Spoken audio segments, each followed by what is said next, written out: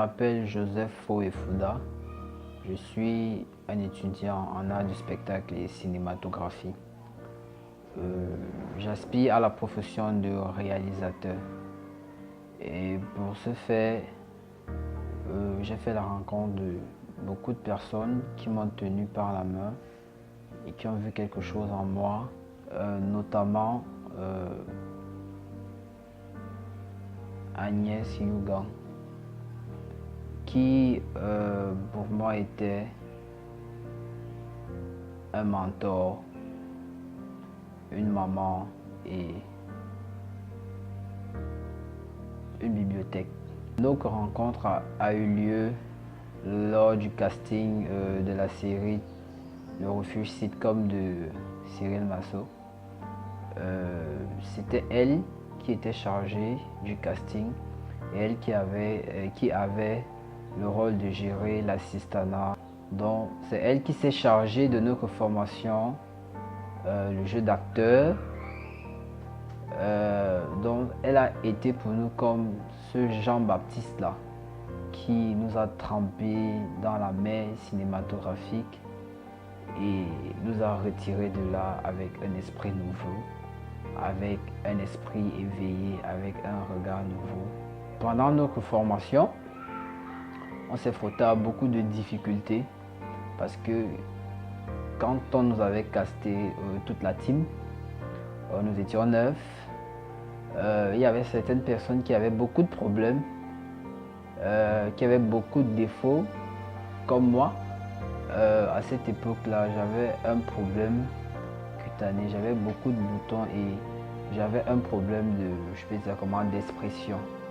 Donc, mais pendant qu'on répétait à chacun de nous, elle faisait savoir, toi, j'aime bien ton engagement, j'aime bien ça, mais elle était directe et cash. Mais ici, tu faillis, et si tu ne travailles pas ça, c'est pas bon parce que professionnellement, c'est ça qu'on veut comme résultat et toi, tu nous empêches de faire ça. Donc, il faut travailler pour être au même niveau que les autres. Elle s'est attachée à nous de manière très intime. Elle nous a pris comme ses poulains. Il y a Suzanne Kaké qui avait le rôle principal de Pani, qui pour la production était un risque, mais elle avait couvert parce qu'elle avait un problème d'asthme et beaucoup d'allergies. Et du coup, le producteur, il était catégorique. On va aller tourner pendant un bon moment et du coup, il ne faut pas investir dans le vide. Donc, elle avait beaucoup de défauts, mais elle a insisté.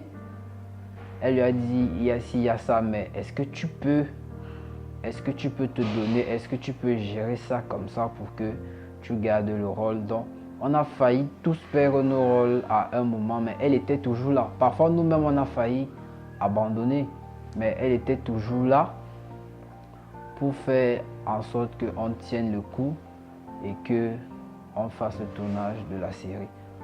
Pendant le tournage,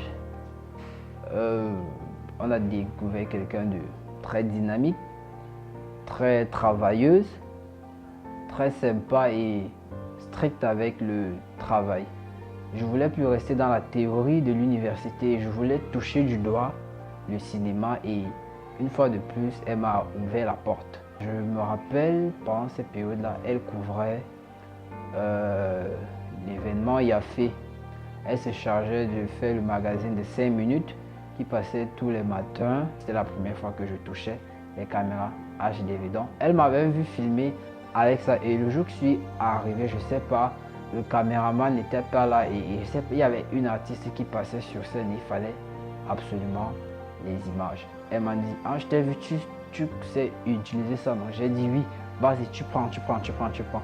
J'étais terrifié, elle m'a mis sur le fait accompli, je suis allé sur scène, j'ai filmé, c'était cool et quand je rentrais, il y avait mes camarades qui me disaient que à peine arrivé, tu es seulement dans les huit forts. Donc, elle a toujours su être là pour nous tendre la main et pour nous positionner. Et quand ça avait failli, d'une main de fer, elle a su nous graisser. Parce que le jour-là, je me rappelle même, quand je rentrais dans la nuit, elle m'appelle que ah, tu as gâché toutes les images. J'ai dit, qu'est-ce que j'ai fait? Je ne sais pas ce que j'ai fait. Elle dit, demain viens, je vais t'expliquer, mais c'est pas grave. Par cette expérience de IAFE, j'ai pu me frotter à beaucoup de choses qui m'ont permis d'évoluer dans ma carrière.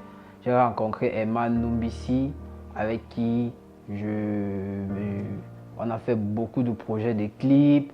Et même après cela, quand on a commencé à s'intéresser peut-être à la photographie, à faire des clips vidéo, elle était toujours là pour nous encourager que non, c'est bien ce que vous faites, c'est bien d'être dynamique.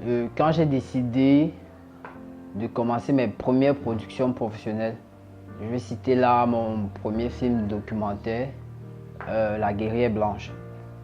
J'ai demandé conseil à beaucoup de personnes comme elle m'a dit c'est bien que tu veuilles commencer à faire des projets sérieux, que tu veuilles t'exercer et voir vraiment de quoi tu... En fait, c'est bien que tu veuilles te lâcher à la mer. Tu vois comment ça se passe, tu connais les réalités. Ce n'est pas facile, mais c'est bien. Même quand c'est un projet que je lui présentais et quand j'avais un peu fauté, je me rappelle, il y a un clip qu'elle avait aimé, mais elle m'a dit ton clip est bien réalisé, bien filmé, mais tu as fauté un peu sur le montage. Je retiens d'elle, c'était une personne très passionnée par le cinéma et très engagée. Elle avait catégoriquement des positions. Elle avait beaucoup de travail, mais elle savait toujours prendre ce temps-là pour se faire plaisir et prendre du plaisir en faisant son travail. Donc, chez elle, j'ai pris ça aussi. C'est bien de travailler, c'est bien d'être engagé, mais c'est aussi bien de profiter des avantages de son travail. Il y avait beaucoup d'ambiance, il y avait ce côté fun en elle, malgré son statut d'aînée et toutes les responsabilités qu'elle avait. Elle a toujours soutenu la culture camerounaise et surtout le cinéma. Quand il y avait un film ou un spectacle, si elle était disponible, elle faisait tout pour y aller parce que elle savait que c'est en participant que tous que nous allons faire évoluer les choses. Elle a eu son clap de fin pendant qu'elle menait des projets de séries, des projets de long métrage. C'est une grande peine pour nous tous, ses enfants, ses collègues, ses amis, sa famille. C'est une grosse perte pour nous, mais j'aimerais vraiment que l'on retienne et que cette niaque qu'elle avait là, cette énergie qu'elle dégageait, que ça reste dans nos consciences et on la porte beaucoup dans notre cœur. Elle vit en nous, elle vit dans notre art, elle vit dans notre passion. Agnès Yugan doit vivre dans le cinéma camerounais parce qu'elle a beaucoup bataillé pour lui. Elle a beaucoup bataillé pour son essor, beaucoup bataillé pour la culture camerounaise. Et nous devons lui dédier des films, des documentaires, pour que son nom reste gravé à jamais dans l'histoire du cinéma camerounais. Et qu'on sache que le combat continue et qu'on réalise son rêve, ce rêve-là qui est de voir le cinéma camerounais éclore, le cinéma camerounais faire de grandes choses. Et tout cinéaste, que ce soit la jeune génération, la génération à venir, ou ma génération, toucher du doigt le rêve et surtout changer les choses. Donc, nous ne pouvons que prier pour le repos de son âme et toutes mes condoléances à ses proches, à sa famille et à la grande famille cinématographique. Agnès Yugan restera jamais dans nos cœurs, dans nos mémoires et